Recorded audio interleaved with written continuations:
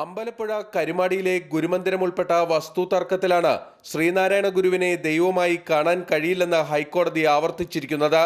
നേരത്തെ MK സാനു കേസിലെയും ഭാർഗവൻ കേസിലെയും മുൻ കോടതി വിധികൾ ഉദ്ധരിച്ചാണ് ശ്രീനാരായണ ഗുരു ദൈവത്തിന്റെ അവതാരമല്ലെന്നും ഗുരുമന്ദിരങ്ങൾ ക്ഷേത്രങ്ങളല്ലെന്നും ഹൈക്കോടതി വിധിച്ചിരിക്കുന്നത്. ഗുരു വിഗ്രഹാരാധനയിൽ വിശ്വസിച്ചിരുന്നില്ല. അദ്ദേഹത്തിന്റെ പ്രതിമയെ വിഗ്രഹമായി കാണാനാവില്ല. ശ്രീനാരായണ ഗുരു സാമൂഹ്യ പരിഷ്കർത്താവാണെന്നും ഹൈക്കോടതി ഉത്തരവിൽ ചൂണ്ടിക്കാട്ടുന്നു. നേരത്തെ ഗുരുമന്ദിരത്തിൽ പോളിംഗ് സ്റ്റേഷൻ സ്ഥാപിച്ചതിനെതിരായ ഹർജിയും ഹൈക്കോടതി തള്ളിയിരുന്നു. ഗുരുമന്ദിരത്തെ ക്ഷേത്രാചാരത്തിന്റെ ഭാഗമായി കാണാനാവില്ലെന്നായിരുന്നു കോടതിയുടെ നിരീക്ഷണം. ശ്രീനാരായണ ഗുരു ദൈവമല്ലെന്നും ഗുരുമന്ദിരങ്ങൾ ക്ഷേത്രങ്ങളല്ലെന്നും ഹൈക്കോടതി ആവർത്തിച്ചു വ്യക്തമാക്കിയതോടെ ഇതുമായി ബന്ധപ്പെട്ട് ഏറെക്കാലമായി ഉയർന്നു വന്നിരുന്ന നിയമതർക്കങ്ങൾക്കാണ് അന്തിമ തീർപ്പുണ്ടായിരിക്കുന്നത്. മാതൃഭൂമി ന്യൂസ്, കൊച്ചി. സാഹിത്യ വിമർശകനും അധ്യാപകനുമായ പ്രൊഫസർ MK സാനു, SNDP യോഗം മുൻ president advocate CK Vidyasagar, CPM സംസ്ഥാന സെക്രട്ടേറിയറ്റ് അംഗം ശ്രീ ആനത്തലവട്ടം ആനന്ദൻ, NDAയിലുള്ള JSS രാജൻ ബാബു വിഭാഗം president advocate AN Rajan Babu എന്നിവരാണ് ഈ ചർച്ചയിൽ പങ്കെടുക്കുന്നത്. ചർച്ചയിലേക്ക് കടക്കും മുമ്പ് ഒരു ചെറിയ ഇടവേള.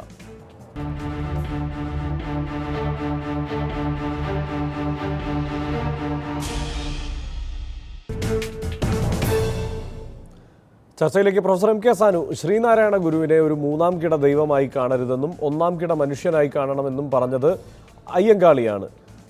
അതുകൊണ്ട് തന്നെ ഈ തർക്കം പുതിയ ഒരു തർക്കമല്ല, ഈ ചർച്ച പുതിയ ഒരു ചർച്ചയല്ല.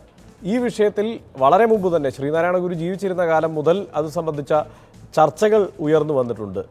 പുതിയ സാഹചര്യത്തിൽ സ്വാഭാവികമായും കഴിഞ്ഞ ഒരു തെരഞ്ഞെടുപ്പിനൊക്കെ മുമ്പ് തന്നെ ഈ ഒരു വിഷയം കേരളത്തിലെ ഒരു രാഷ്ട്രീയ സാമൂഹ്യ സാഹചര്യങ്ങളിൽ ആവർത്തിച്ച് ചർച്ച ചെയ്യപ്പെടുന്ന ഒരു സാഹചര്യം ഉണ്ടായിരുന്നു. ഇപ്പോൾ പഴയ വിധികൾ ആവർത്തിച്ചുകൊണ്ട് തന്നെയാണെങ്കിലും വ്യക്തതയുള്ള ചില നിഗമനങ്ങളിലേക്ക്, ചില തീരുമാനങ്ങളിലേക്ക് ഹൈക്കോടതി എത്തിച്ചേർന്നിരിക്കുന്നു എന്ന് പറയേണ്ടി വരും. എങ്ങനെയാണ് ഈ കാലഘട്ടത്തിൽ ഹൈക്കോടതിയുടെ ഈ നിരീക്ഷണങ്ങളെ, ഈ കോടതി വിധിയെ കാണുന്നത്? ഇത് ലളിതമായി ഒറ്റ വാക്യത്തിൽ ഉത്തരം പറയാവുന്ന ചോദ്യമല്ല. ശ്രീനാരായണ ഗുരുവിൻ്റെ ഗൃഹസ്ഥ ശിഷ്യന്മാരിൽ പ്രധാനിയായിരുന്ന സഹോദരൻ അയ്യപ്പൻ ജാതി വേണ്ട, മതം വേണ്ട, ദൈവം വേണ്ട എന്ന് പ്രഖ്യാപിച്ചിരുന്നു. ദൈവം വേണ്ട എന്ന് വാത്സല്യഭാജനമായ അയ്യപ്പൻ പ്രഖ്യാപിച്ചല്ലോ എന്ന് ശിഷ്യന്മാർ ശ്രദ്ധയിൽപ്പെടുത്തിയപ്പോൾ ശ്രീനാരായണ ഗുരു പറഞ്ഞത് അയ്യപ്പൻ്റെ കർമ്മങ്ങളിൽ ദൈവമുണ്ടല്ലോ എന്നാണ്. അദ്ദേഹത്തിൻ്റെ ദൈവസങ്കല്പം അതായിരുന്നു. കർമ്മങ്ങളിൽ, പുണ്യകർമ്മങ്ങളിൽ ദൈവം കാണണം എന്നതാണ്. അദ്ദേഹം തന്നെയും താൻ ദൈവമാണെന്ന് പ്രഖ്യാപിച്ചിട്ടില്ല. അദ്ദേഹം മനുഷ്യത്വത്തിൻ്റെ പ്രതിനിധിയായിരുന്നു. മനുഷ്യത്വത്തിൽ ആധ്യാത്മികതയുണ്ട്. അദ്ദേഹത്തിന് തീർച്ചയായിട്ടുമുണ്ട്. ധാരാളം ആധ്യാത്മിക കവിതകൾ എഴുതിയിട്ടുണ്ട്. കഴിഞ്ഞ വർഷം ആചരിച്ച ദൈവദശകം അദ്ദേഹത്തിൻ്റെ പ്രധാന കൃതികളിൽ ഒന്നാണ്. ആധ്യാത്മികതയുണ്ട് തീർച്ചയായിട്ടും. അതുപോലെ തന്നെ സാംസ്കാരിക, സാമൂഹ്യ രംഗങ്ങളിൽ, വേണമെങ്കിൽ രാഷ്ട്രീയ രംഗങ്ങളിലും സ്വാധീനം ചെലുത്തുന്ന അനേകം വിപ്ലവകരമായ ആശയങ്ങൾ അദ്ദേഹം അവതരിപ്പിച്ചിട്ടുണ്ട്. അദ്ദേഹത്തെ ദൈവമായിട്ട് കാണേണ്ട, മനുഷ്യനായി കണ്ടാൽ മതി എന്ന് പറഞ്ഞത് സഹോദരൻ അയ്യപ്പനാണ് ആദ്യം. സഹോദരൻ അയ്യപ്പൻ പറഞ്ഞു 40 വർഷക്കാലം അദ്ദേഹം ഭൂമിയിൽ സാമൂഹ്യ രംഗത്ത് മനുഷ്യരുടെ കണ്ണുകൾക്ക് മുമ്പിൽ പ്രവർത്തിച്ചു. ഒരു കളങ്കം പോലും അദ്ദേഹത്തിൽ നമുക്ക് കാണാൻ സാധിച്ചില്ല. ഇത്രയും നന്മയുടെ നിറകുടമായിരുന്ന ഒരു ജീവിതത്തെ ഏറ്റവും നല്ല മനുഷ്യൻ എന്ന് കാണുന്നതാണ് ദൈവം എന്ന് കാണുന്നതിനേക്കാൾ അഭികാമ്യമായിട്ടുള്ളത്. പിൽക്കാലത്ത് ആളുകൾ പലതരത്തിൽ നിന്നും അഭിപ്രായത്തിൽ നിന്നും വ്യതിചലിക്കുകയും പലതരത്തിൽ ദൈവമാണെന്ന് വിശ്വസിക്കുകയും അനുഷ്ഠാനങ്ങളിൽ ഒതുക്കുകയും ഒക്കെ ചെയ്തു. തീർച്ചയായിട്ടും അദ്ദേഹം പരിമിതപ്പെടുത്തുകയാണ്. അനുഷ്ഠാനങ്ങളിലും ദൈവവിശ്വാസത്തിലും അദ്ദേഹത്തെ ഒതുക്കുന്നത്, ദൈവമാക്കുന്നതിലും അദ്ദേഹത്തെ ഒതുക്കുന്നത്. ഇതാണ് എൻ്റെ അഭിപ്രായം. തീർച്ചയായും ഞാൻ തിരിച്ചു വരാം. അഡ്വക്കേറ്റ് AN രാജൻ ബാബു, അങ്ങനെ ദൈവം എന്ന ഒരു സങ്കല്പത്തിലേക്ക് ശ്രീനാരായണ ഗുരുവിനെ ഒതുക്കുന്നതിൽ ഒതുക്കുന്നു എന്ന അത് ഒരു ആരോപണമായി ചെന്ന് നിൽക്കുന്നത് SNDP യോഗ നേതൃത്വത്തിലേക്കൊക്കെ തന്നെയാണ്. അതുപോലെ ചില സന്യാസിമാരും അദ്ദേഹത്തെ ദൈവമായി അവതരിപ്പിച്ചുകൊണ്ട് രംഗത്ത് വന്നിട്ടുണ്ട്. യഥാർത്ഥത്തിൽ അദ്ദേഹത്തിൻ്റെ വ്യക്തിത്വത്തെ ആ നിലയ്ക്ക് ചുരുക്കുകയല്ലേ ചെയ്തത്? അല്ല, ഈ ഒരു വിഷയം യഥാർത്ഥത്തിൽ സുപ്രീം കോടതിയിലെ ഒരു കേസുമായി ബന്ധപ്പെട്ട് ഞാൻ തന്നെ ഹാജരായ ഒരു കേസിൽ പറയേണ്ടി വന്നു. ശ്രീ ഉമേഷ് ചള്ളിയിൽ ഗുരുദേവനാമത്തിൽ സത്യപ്രതിജ്ഞ ചെയ്തപ്പോൾ കേരള ഹൈക്കോടതി ഇന്ത്യൻ ഭരണഘടനയുടെ 188 വകുപ്പ് അനുസരിച്ച് തേർഡ് ഷെഡ്യൂൾ പ്രകാരമുള്ള സത്യപ്രതിജ്ഞയാണ് അംഗം എടുക്കേണ്ടത്. അത് ദൈവനാമത്തിലോ ദൃഢപ്രതിജ്ഞയിലോ ആണെന്നാണ്. അപ്പം ദൈവനാമത്തിൽ പ്രതിജ്ഞ എടുക്കാതെ ഗുരുനാമത്തിൽ സത്യപ്രതിജ്ഞ ചെയ്തത് തെറ്റാണെന്ന് കേരള ഹൈക്കോടതി പ്രഖ്യാപിക്കുകയുണ്ടായി. അതിൻ്റെ അപ്പീലിൽ സുപ്രീം കോടതിയിൽ വന്നപ്പോൾ സുപ്രീം കോടതി ജഡ്ജിമാർ 3 ചോദ്യം ചോദിക്കുകയുണ്ടായി. ആരാണ് ശ്രീനാരായണ ഗുരു? ദൈവമാണോ? ദൈവത്തെ പോലെയാണോ?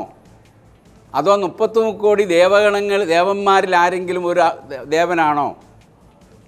അതോ ആൾ ദൈവമാണോ? ഇതാണ് സുപ്രീം കോടതി അന്ന് ചോദിച്ച ചോദ്യം. അന്ന് SNDP യോഗത്തിന് വേണ്ടി ഞാൻ സുപ്രീം കോടതിയിൽ ഹാജരായി പറയേണ്ടി വന്നു. കാരണം സുപ്രീം കോടതിയിൽ അത് ചെയ്യുമ്പോൾ ഇതെൻ്റെ വിശ്വാസമാണെന്ന് മാത്രം പറഞ്ഞാൽ പോരാ. ചോദ്യം ചെയ്യപ്പെടാൻ വയ്യാത്ത പ്രമാണങ്ങൾ അവതരിപ്പിച്ചുകൊണ്ട് വേണം അത് പറയാൻ. ഹിന്ദുമതത്തെ സംബന്ധിച്ചിടത്തോളവും ചോദ്യം ചെയ്യപ്പെടാൻ വയ്യാത്ത പ്രമാണങ്ങളാണ് ഉപനിഷത്തുകൾ.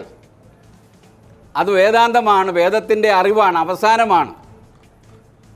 ആ മുണ്ടകോപനിഷത്തിൽ പറയുന്നു, യാതൊരുവൻ ബ്രഹ്മത്തെ അറിഞ്ഞോ അതും ബ്രഹ്മമാണ്. ഇതാണ് ഉപനിഷത്ത് പറയുന്നത്. അത് ചോദ്യം ചെയ്യപ്പെടാൻ വയ്യാത്തതാണ്. അപ്പോൾ അത് ബ്രഹ്മവിത്ത് എന്ന് പറയും. യാതൊരുവൻ ബ്രഹ്മത്തെ അറിഞ്ഞോ അതും ബ്രഹ്മം. ഗുരുവിനെ സംബന്ധിച്ചിടത്തോളവും ബ്രഹ്മസാക്ഷാത്കാരം ലഭിച്ച ആളാണ്, ബ്രഹ്മത്തെ അറിഞ്ഞ ആളാണ്. അതുകൊണ്ട് ബ്രഹ്മവിത്താണ്, അതുകൊണ്ട് ബ്രഹ്മമാണ് എന്ന് മാത്രമല്ല, 1000 വർഷങ്ങൾക്കപ്പോഴും നാം ചൊല്ലുന്ന ശ്ലോകമുണ്ട്, വിശ്വേശ്വര തന്ത്രം. അതിൽ പറയുന്നത് ഗുരു ബ്രഹ്മ, ഗുരു വിഷ്ണു, ഗുരുദേവോ മഹേശ്വര, ഗുരു സാക്ഷാൽ പരബ്രഹ്മം എന്നാണ്. ഗുരു ബ്രഹ്മാവാണ്, വിഷ്ണുവാണ്, അതീതമായിട്ടുള്ള. ഓരോ ദൈവസങ്കല്പങ്ങളെയും ഈ നിലയ്ക്കൊക്കെ വ്യാഖ്യാനിച്ചു പോകാൻ കഴിയും. പക്ഷെ ലളിതമായി ചോദിക്കുന്ന കാര്യം, കേരളം, ഈ സമൂഹം ശ്രീനാരായണ ഗുരുവിനെ ഒരു സാമൂഹ്യ പരിഷ്കർത്താവായും ഒരു നവോത്ഥാന നായകനായും കാണണോ അതോ ഒരു ദൈവമായി കാണണോ? എന്താണ് യോഗം ആഗ്രഹിക്കുന്നത്?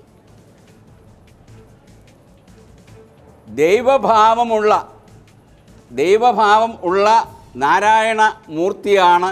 അതാണ് ഗുരുവിനെ ഏറ്റവും അടുത്തറിഞ്ഞ ഗുരുവിൻ്റെ ആദ്യത്തെ ശിഷ്യനായ ശിവലിംഗസ്വാമികൾ ഓം ബ്രഹ്മണേ മൂർത്തിമതേ എന്നാണ്. ഗുരു തന്നെ പറയുകയുണ്ടായി. ഗുരു ഒരിക്കലും സ്വന്തം കാര്യം പുകഴ്ത്തി പറയുന്ന ആളായിരുന്നില്ല. ഗുരുവിൻ്റെ വചനങ്ങൾ നമ്മൾ എടുത്താൽ, നാം ശരീരമല്ല, ഈ ശരീരം ഉണ്ടാകുന്നതിന് മുമ്പ് നോം അറിവായി ഉണ്ടായിരുന്നു. ഈ ശരീരം നശിച്ചാലും നോം അറിവായി ഉണ്ടായിരിക്കും. അതാണ് ഗുരുവിന്റെ ഈ വ്യാഖ്യാനങ്ങളെ കുറിച്ച് കൂടുതൽ ഒരുപക്ഷെ പ്രൊഫസർ MK സാനുവിനൊക്കെ ആയിരിക്കും പറയാൻ കഴിയുക. എനിക്കതിനെക്കുറിച്ച് പരിമിതമായ ജ്ഞാനമേ ഉള്ളൂ. അതുകൊണ്ട് നമുക്ക് അത് സംബന്ധിച്ചുള്ള അദ്ദേഹത്തിൻ്റെ മറുപടിയിലേക്ക് പോകാം. അതിനു മുൻപ് ശ്രീ ആനത്തലവട്ടമാനന്ദൻ, കേരളത്തിൻ്റെ രാഷ്ട്രീയ സാഹചര്യത്തിൽ, സാമൂഹ്യ സാഹചര്യത്തിൽ ഒരു നവോത്ഥാന നായകനായി തന്നെയാണ് കേരളം ശ്രീനാരായണ ഗുരുവിനെ കാണുന്നത്. പക്ഷേ ഒരു 20 വർഷങ്ങളുടെ ചരിത്രമാണ് അദ്ദേഹത്തെ ദൈവമായി ഇത്രമേൽ അവതരിപ്പിക്കുന്ന ഒരു ചരിത്രമുണ്ടായത്. ആ സാഹചര്യത്തെ ഈ നിലയ്ക്കൊക്കെ വ്യാഖ്യാനിക്കേണ്ടതുണ്ടോ, അതല്ലെങ്കിൽ അത് ചില സൗകര്യങ്ങൾക്ക് വേണ്ടി ആ നിലയ്ക്ക് വ്യാഖ്യാനിക്കുന്നതാണോ?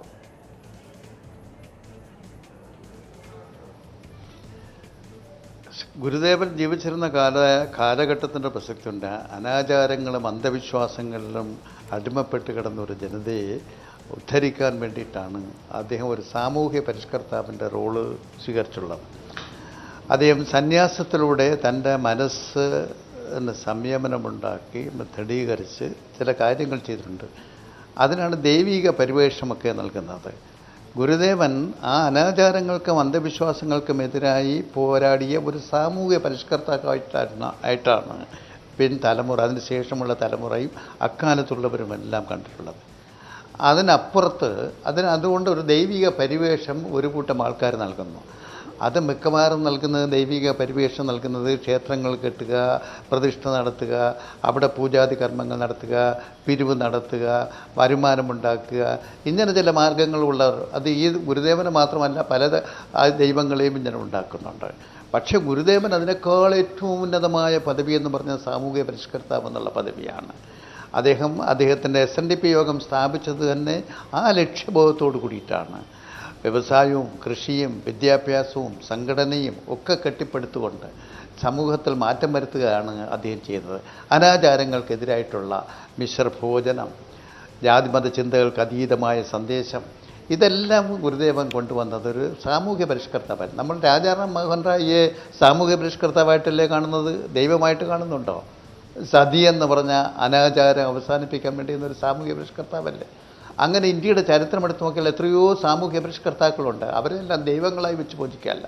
ദൈവസമാനമായ ദൈവം എന്ന് പറഞ്ഞൊരു ശക്തി ഉണ്ടെങ്കിൽ ആളുകൾ വിശ്വാസത്തിൽ അധിഷ്ഠിതമായി ജീവിക്കുന്ന ആളുകളെ സംബന്ധിച്ചിടത്തോളം ഗുരുദേവനെ ദൈവമായി സങ്കല്പിക്കുന്നു. പക്ഷേ ദൈവമല്ല എന്നതാണ് ഇന്നിപ്പോൾ കോടതി വിധി. ഇന്നത്തെ കാലഘട്ടത്തിൽ ജാതിയുടെയും മതത്തിൻ്റെയും അതിപ്രസരം വർദ്ധിച്ചു വരുന്ന ഈ കാലഘട്ടത്തിൽ മനുഷ്യനെ തമ്മിലൊട്ടിക്കാൻ ശ്രമിക്കുമ്പോൾ ഗുരുദേവ ദർശനങ്ങൾക്ക് പോലും അതുപോലും തമസ്കരിക്കുന്ന ഒരു സന്ദർഭത്തിൽ ഇപ്പോൾ കോടതി ഗുരുദേവനെ സംബന്ധിച്ച് പറഞ്ഞിരിക്കുന്ന ആ പരാമർശങ്ങൾ, വിധിയെഴുത്തുകൾ പ്രസക്തമാണെന്നാണ് എനിക്ക് എൻ്റെ അഭിപ്രായം. തീർച്ചയായും. അഡ്വക്കേറ്റ് CK വിദ്യാസാഗർ, ഇതൊരു കോടതി വിധിയാണ്, പഴയ വിധികളുടെ ആവർത്തനമാണ്. ആ വിധികളെക്കുറിച്ച്, ആ വിധികളിൽ പറഞ്ഞിരിക്കുന്ന വിഷയങ്ങൾ ആവർത്തിച്ചിട്ടുണ്ട്. താങ്കൾ ആ വിധി വ്യക്തമായി കണ്ടിട്ടുണ്ട്, പഠിച്ചിട്ടുണ്ട്, മനസ്സിലാക്കിയിട്ടുണ്ട് എന്നെനിക്കറിയാം.